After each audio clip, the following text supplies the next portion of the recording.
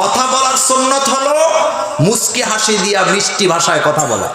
আল্লাহ পাক বলছেন একটা মিষ্টি কথা ওই সদাকার চাইতে উত্তম যেই সদাকা করার পরে খোঁটা দেওয়া হয়, কষ্ট দেওয়া হয়।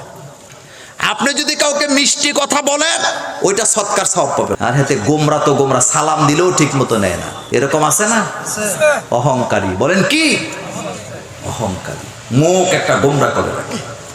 রাসূল করিম সাল্লাল্লাহু আলাইহি ওয়াসাল্লামের মুচকি হাসি দেখে অসংখ্য কাফেররা ইহুদিরা কালিমা পড়ে মুসলমান। সুবহানাল্লাহ। রাসূল কখনো খিলখিল করে হাসতেন না, মুচকি হাসি দিতেন।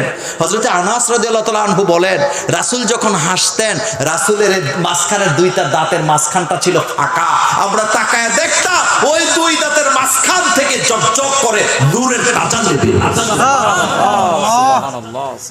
আর আপনি কথা কইলে বিড়ির গন্ধ আরেকজনের মুখের ভিতরে ঢুকে যায়।